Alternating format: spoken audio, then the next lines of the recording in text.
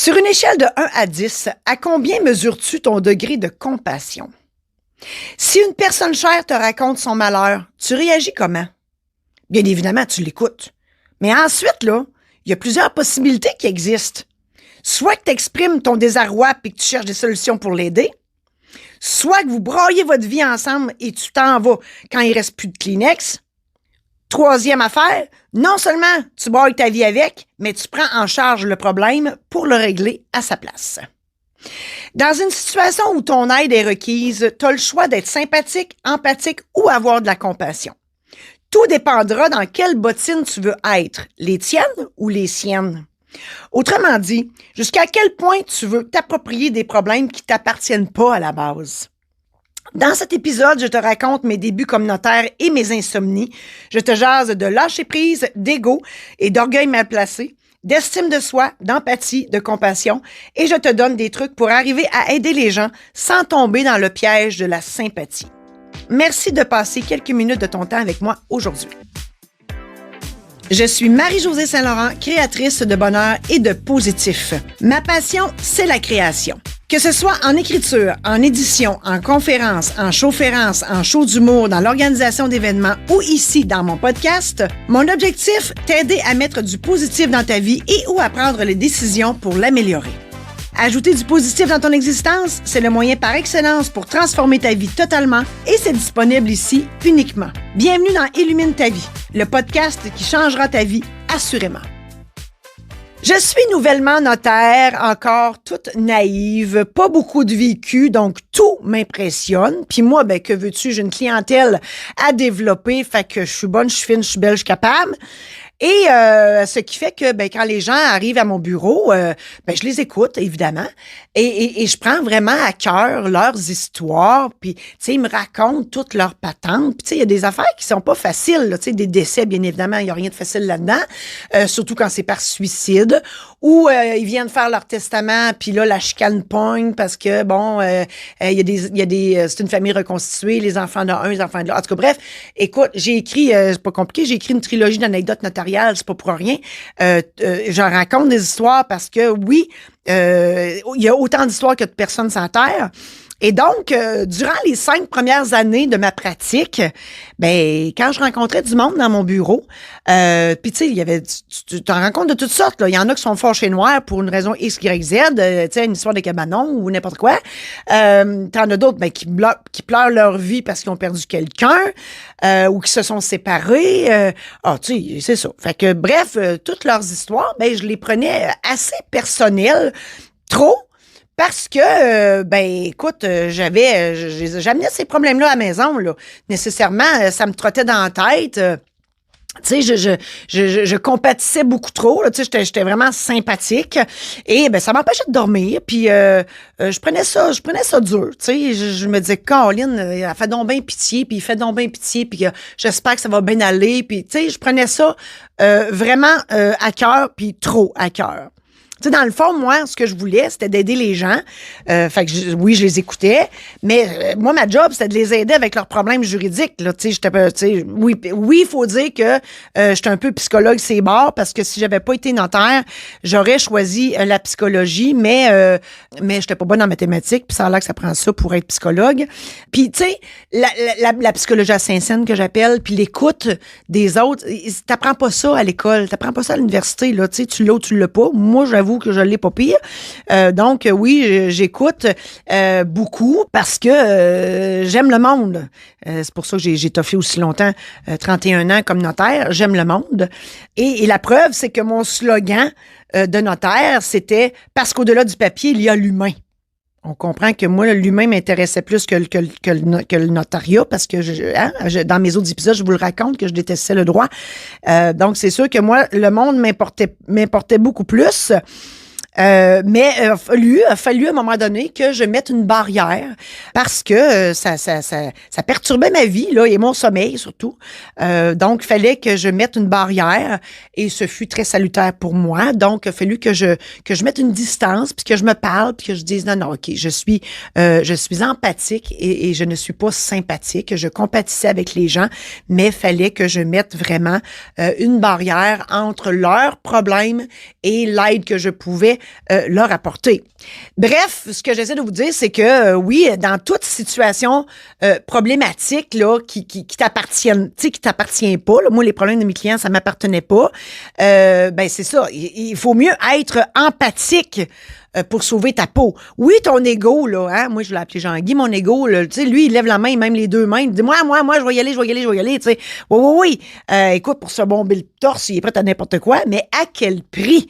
Tu sais, si t'es plus poqué que la personne que tu veux aider suite à ton intervention, là, c'est pas une bonne idée, là, ça va vraiment pas bien, là. Tu sais, t'es mieux de rester dans tes bottines, puis écouter l'autre, trouver des solutions pour elle, mais sans le faire à sa place, parce que sinon, écoute, ça peut te démolir complètement. Tu sais, à un moment donné, faut que tu lâches prise. Moi, c'est ce que j'ai fait. J'ai lâché prise, tu sais, je me disais, bon, j'ai pas de contrôle sur leurs problèmes, sauf à ma mesure de ce que moi, je pouvais faire en tant que notaire.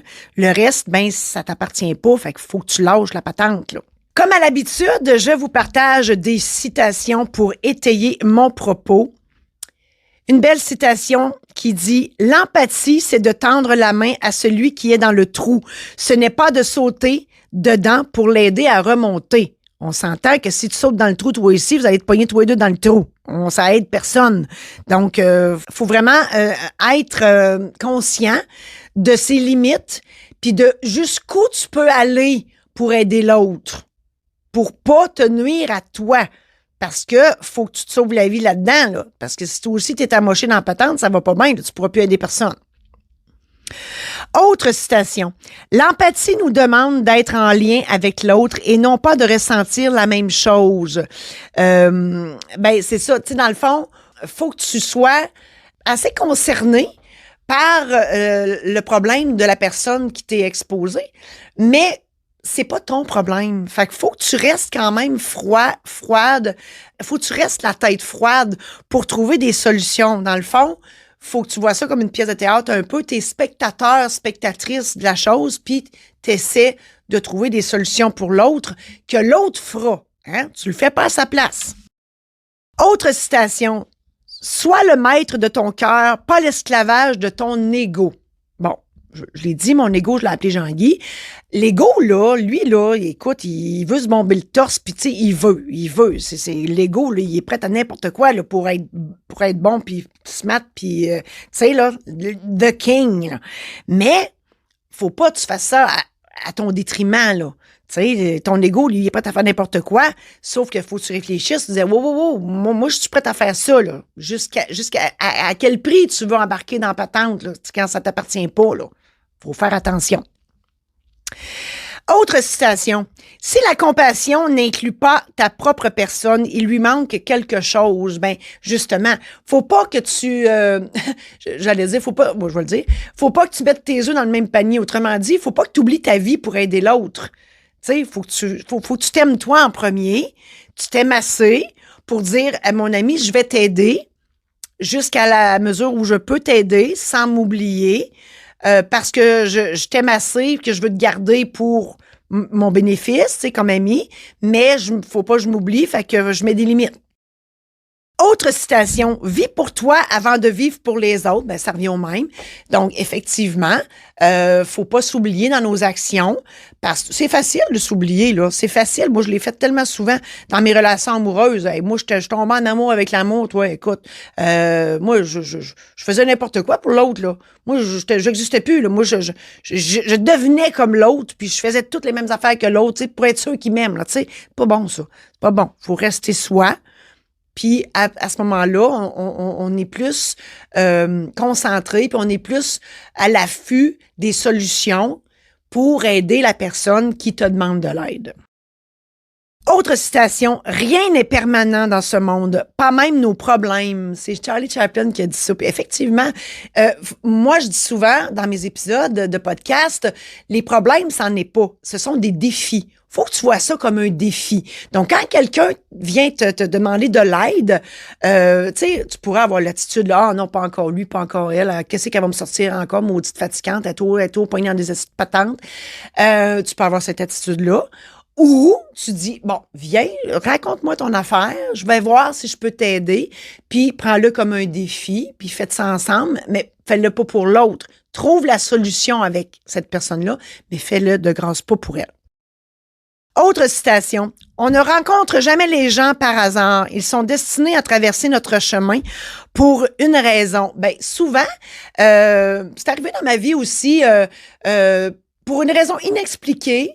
Il y a quelqu'un qui passe dans ta vie, mais qui reste pas, cette personne-là. Ben, ça se peut qu'elle soit dans ta vie à un moment donné où tu avais besoin justement de son aide, de son expertise, que tu n'avais pas, mais qu'elle est arrivée dans ta vie que pour ça. Puis après ça, ben ciao, bye, elle repart parce que vous n'avez pas les mêmes intérêts, puis c'est ça. Fait que tu dis merci à l'univers dans ce temps-là de t'envoyer cette personne-là parce que à ce moment-là, tu avais besoin de cette personne-là, pas une autre, celle-là, pour venir t'aider dans ce que tu vivais. Autre citation, ceux qui donnent doivent apprendre à imposer des limites, car ceux qui prennent n'en ont pas. Moi, j'appelle ça des grugeux d'énergie. Ça se peut, là. Tu sais, ça arrive des fois que tu as du monde qui, tu sais, ils ont le dire, là, ils ont un karma de marde. Ils sont toujours pognés dans des maudites patentes pas d'allure, puis ils viennent tout le temps te voir quand ils sont mal pris. Puis là, aide-moi donc, puis envoie donc, puis gna, puis là, ça finit plus. Ben, c'est ça. Ces gens-là, tu les aimes. OK, il faut les aimer. Ils ont beaucoup besoin d'amour, ces gens-là. Mais faut que tu te respectes là-dedans. Tu sais, faut que tu peux.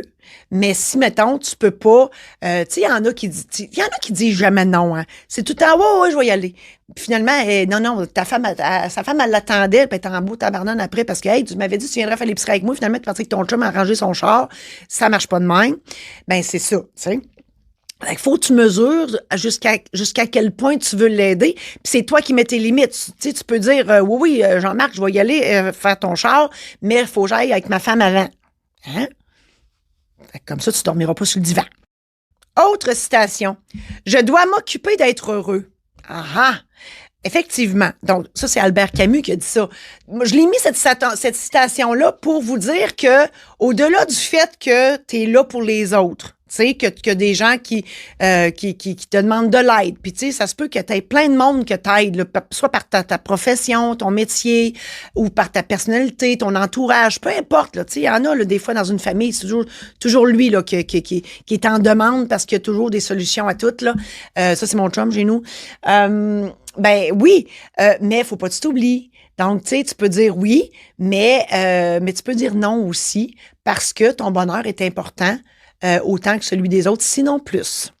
Une autre citation. On ne peut pas changer quelqu'un qui ne voit pas de problème dans ses actions et qui ne remarque jamais ses erreurs. Bon, ça là, ça se peut que quelqu'un te demande ton aide, puis les solutions que tu lui donnes, il les aime pas. Puis là, il fait c'est pas bon, je suis pas capable. Tu comprends? Ça, là, oui, ça, c'est des gros jeux d'énergie. Puis, finalement, il accepte jamais les solutions que tu lui proposes. Ben, à un moment donné, il faut que tu lâches prise puis tu te dises, ben, regarde, excuse-moi, je peux pas t'aider finalement. Parce que sinon, ça n'en finira plus. Là. Tu vas jaser avec jusqu'à minuit, puis vous ne serez pas arrivé à trouver une solution commune là, pour son problème. Puis c'est pas ton problème, c'est son problème. Fait qu'à un moment donné, tu te dis, ben, excuse-moi, je peux pas t'aider, va ailleurs.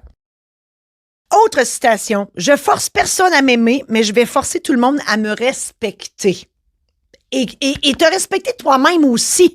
Parce que ça, c'est primordial. Tu dois assez te respecter.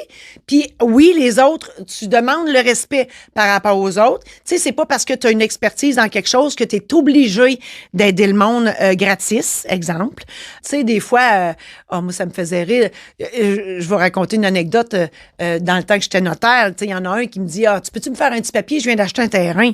J'ai dit, excuse-moi, c'est parce que moi, je fais juste des grands papiers, tu sais, parce qu'il voulait pas payer cher. Ouais, mais le terrain, je l'ai payé juste 500$. Ouais, mais moi, c'est le même travail, tu sais. Il était pas content, mais c'est ça, tu sais. Fait que respecte mon travail. Je suis quand même notaire, là. Fait que respecte mon travail. Fait que, tu sais, c'est un exemple, là, OK? C'est un exemple, ça peut être en amour, ça peut être en amitié, ça peut être en n'importe quoi, mais valorise-toi aussi, tu sais, c'est pas parce que, je sais pas, moi, t'es mécanicien, puis le voisin, il veut que tu l'aides à réparer sa tondeuse. Ben oui, tu peux dire oui, mais à tes conditions. Tu sais, ben regarde, je vais y aller samedi, ça va être 40$, peu importe. Autre citation. Soyez prêts à être rejeté si vous refusez d'être manipulé. Ben oui. Tu sais, là, il y en a là, il y en a qui sont drôles. Ils viennent tout le temps te voir, tu sais, puis tout le temps, puis tout le temps, puis tout le temps, puis tout le temps. Puis là, ils te racontent tout le temps des affaires à bracadabrantes, puis tu vois, ben, ça n'a pas de bon sens, son histoire, mais finalement, ils te racontent de la boboche parce qu'il veut arriver à ses fins. Puis là, tu vois, là, tu sais, des ratoureux, des ratoureuses, là, qui finissent toujours par avoir ce qu'ils veulent, là. Hein? Ben, à un moment donné, là, tu le vois, le jeu, là, tu te la vois patente, là, tu la vois la pièce de théâtre, puis tu te dis, non, là, à un moment donné, ça va faire, là. Ben, c'est ça. Faut qu'à un moment donné, tu mettes ton pied à terre, puis tu te dis, non. Autre citation. Peu importe que vous ayez du style, une réputation ou de l'argent, si vous n'avez pas bon cœur, vous ne valez rien. Et là, cette citation-là, elle vient de Louis de Funès, le regretté Louis de Funès, je l'adorais, lui. Elle va dans deux sens, cette citation-là. Si t'as pas bon cœur, tu vaux rien, mais pour toi aussi, là, OK? Faut que tu t'aimes assez. Donc, oui, on peut avoir un grand cœur pour les autres, mais il faut avoir un grand cœur pour soi aussi. Donc, aider les autres, oui. Tu sais, aller se faire péter la gueule pour aider un ami, je suis pas sûre. Tu comprends-tu? À un moment donné, il faut que tu t'aimes plus, là. Tu sais, ça donne rien. Ah oui. Puis, je vais vous dire une affaire, parce que ça vient de me popper. Tu sais, ils disent... montre à pêcher à quelqu'un au lieu d'y amener le poisson, là. Ben, c'est le même principe. Tu sais, à un moment donné, avoir grand cœur, c'est aussi ça. Prendre du temps et de l'énergie pour y montrer à pêcher au lieu de prendre 5 minutes pour aller y acheter un poisson à l'épicerie. On comprend? C'est ça, avoir un grand cœur aussi. Mais tu le feras quand ça te tentera, là. Hein? T'es pas obligé de courir en pleine épouvante parce que là, c'est là. Face à une personne proche qui a besoin d'aide puis qui te demande de l'aide, tu as deux options. La première, c'est que tu l'écoutes, tu comprends sa détresse, ça te met dans tous tes états et tu te mets dans ses bottines. Ton ego, lui, il lève la main puis les deux bras puis dit moi, je veux y aller, je veux aller participer pour régler le problème. Donc, tu t'offres pour le régler. Puis là, tu te mets dans le trouble parce que tu t'es mouillé jusqu'au cou dans la patente, tu dors plus. Bref, tu regrettes d'avoir accepté de l'aider, puis tu t'en veux, puis t'en veux aussi finalement à la personne qui t'a partagé son problème. Deuxième option. Tu écoutes, tu comprends sa détresse, tu t'en désoles, c'est bien correct. Tu acceptes de l'aider en lui trouvant des solutions qu'elle pourra essayer elle-même. Tu ne les feras pas à sa place. Tu restes disponible, par exemple, si elle a besoin d'autres conseils. Tu l'encourages dans ses démarches. Tu regardes tout ça de manière détachée, comme si tu étais dans une pièce de théâtre. Tu regardes la pièce de théâtre. C'est pas toi qui es l'acteur. Tu regardes les acteurs. Puis... bon, l'empathie est là. OK, tu restes là, tu regardes la scène, puis tu es empathique dans la patente, mais tu restes quand même à distance parce que c'est mieux pour toi et pour cette personne-là. En résumé, je t'ai parlé de compassion, d'empathie et de sympathie. Je t'ai raconté mon histoire de sympathie notariale. Je t'ai partagé et commenté plusieurs citations qui font réfléchir. Je t'ai présenté des options possibles sur la façon d'aider les gens sans que ça soit néfaste pour toi. À toi maintenant de décider comment tu agiras la prochaine fois que ton aide sera sollicitée. J'espère sincèrement que tout ça t'a aidé. Je te souhaite bonne chance dans ta générosité. Que ce soit pour un mariage, une cérémonie de funérailles, pour l'animation d'un événement spécial, pour une conférence positive, spontanée ou préparée, pour écrire ta vie, un roman, une web-série, un hommage ou un discours, ou pour simplement te procurer mes livres, consulte le marie-josée-saint-laurent.com. J'espère que tout ça t'a aidé. On reprend ça la semaine prochaine où je te parle d'authenticité.